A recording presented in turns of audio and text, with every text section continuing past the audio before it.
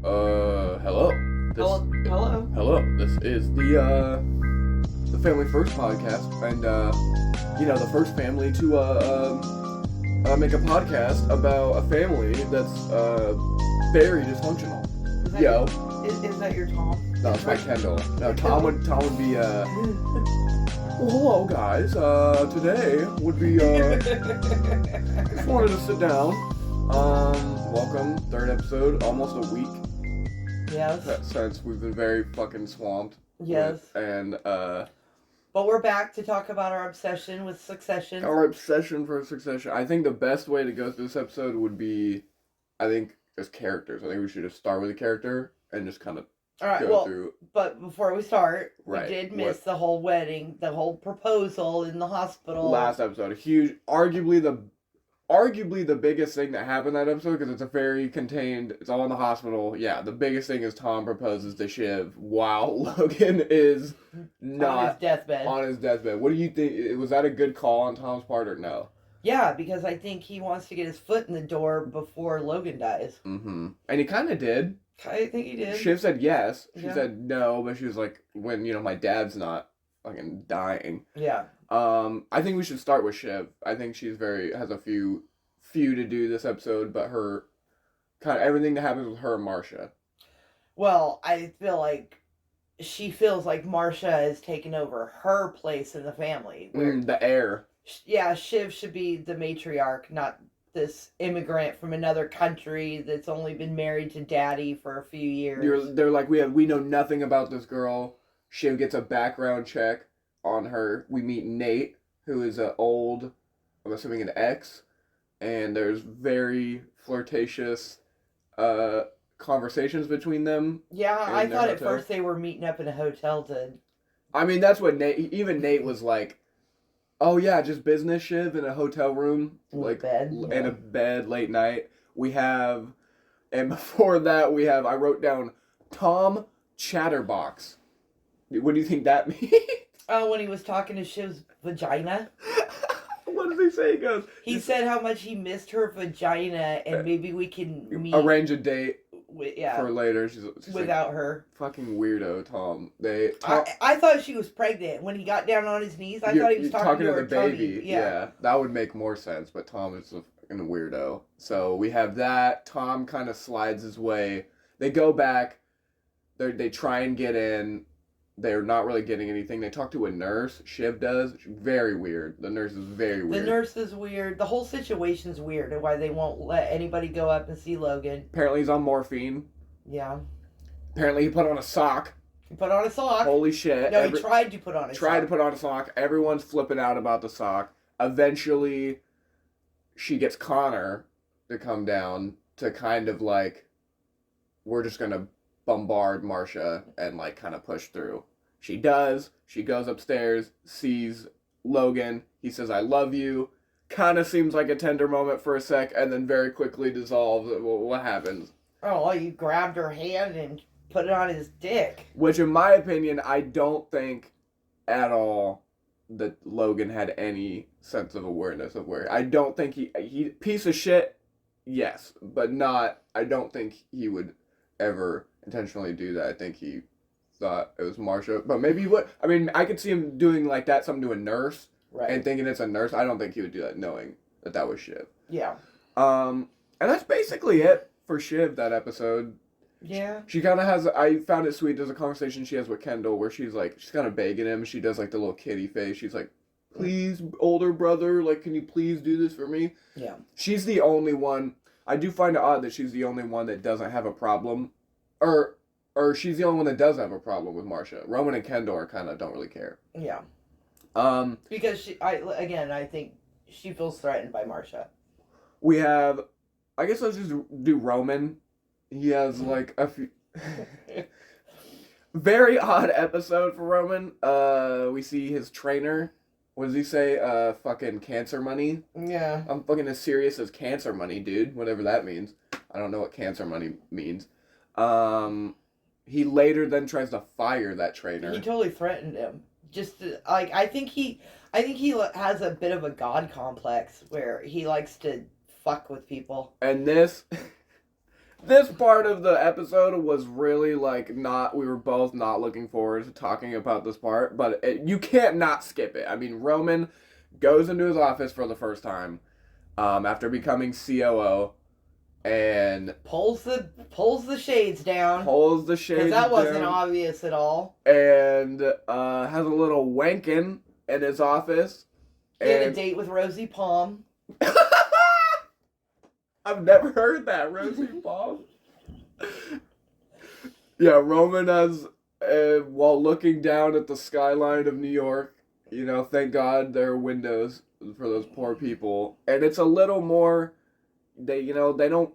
And he used both hands, so kudos. Both hands, and he has to clean it up off the window. And that was very, so gross. very gross.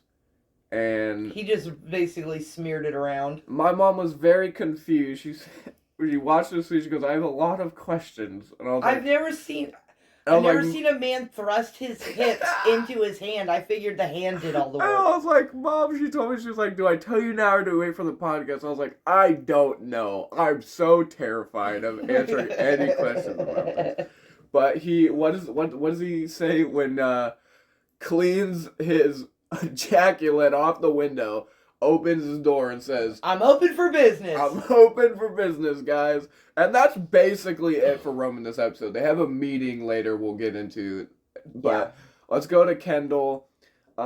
Starts. I wrote down Kendall Jitsu. We got Kendall doing some fucking jujitsu at the very beginning. And then we have an office phone call with whoever they're in debt with.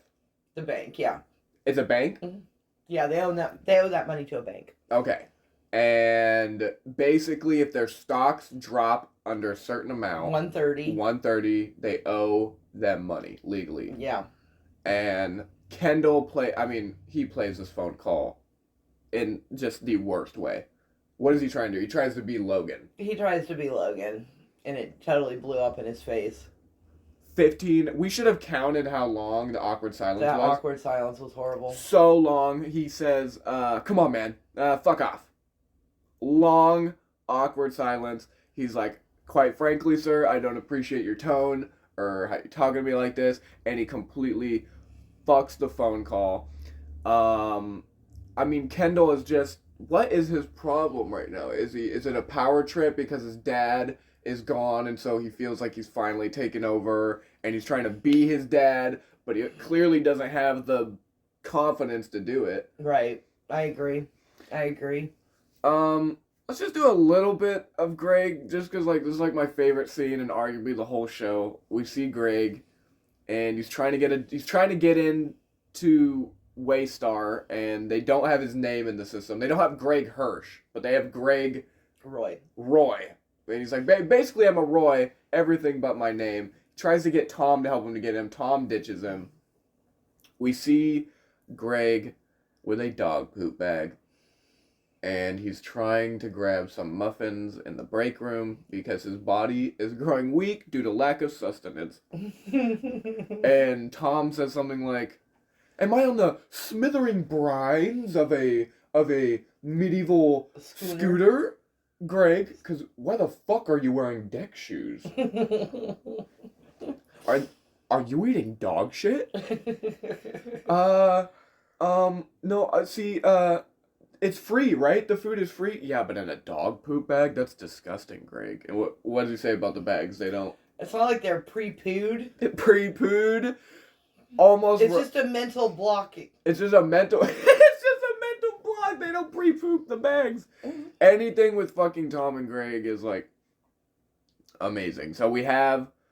Fast forward a little bit. I say we got... What are we looking at? We got Lifeboats.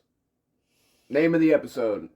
Got this meeting. I don't know who the meeting is with. I don't know why this meeting is happening. It's basically with all the different branches, I believe, of Waystar. Right. Different branches, and that's why he calls them lifeboats, because they're all helping the company in some sort of way. Porn could be a lifeboat. Porn could be a lifeboat. No it couldn't. That's a bad lifeboat. Roman is just... I love his. I'm not gonna lie. I love his energy in this meeting. He comes in. He's like, "I'm gonna stand. My fucking back is killing me. Ah, fuck my back." This whole meeting just doesn't seem to really. I can't tell if he really cares for the job or not. Yeah. It's really hard to tell if he's like. I think he's trying to fake it till he makes it, because he doesn't even know what he's talking about. So, Kendall actually does a pretty good job of, letting everyone know what's going on. We meet Stewie, old college friend of Kendall's, and he's trying, I believe, actually, Stewie comes to Kendall first, says that he wants to know how him and Rava are. For some reason, they're very interested on Kendall and Rava's current relationship status. Don't know why. I have no clue. He's probably fucking her. Kendall? No. Oh, Stewie. Yeah. Oh, imagine. That would be fucked. And then we see Stewie actually wants to buy stakes in the company.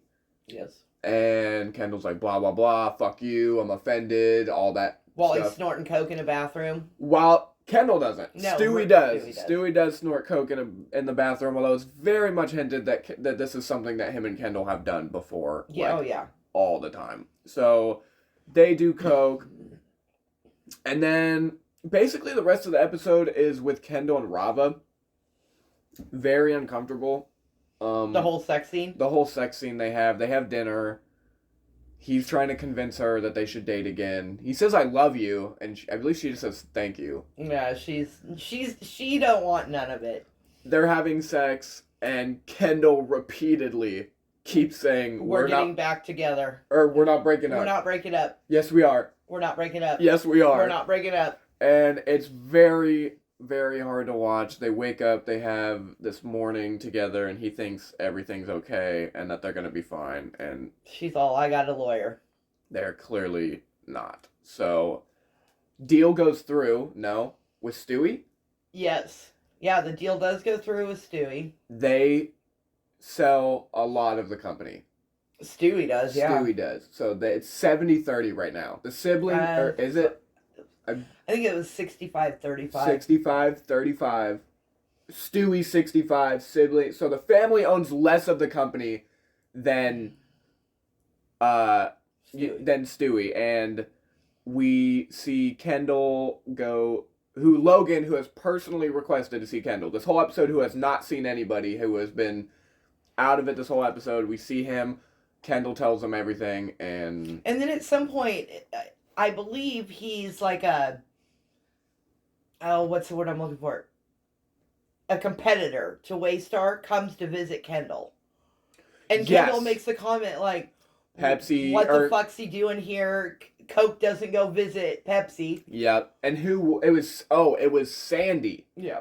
Someone named Sandy, who is I believe another media conglomerate. I think so. He might be, and because that would just make sense in the media business that they're enemies.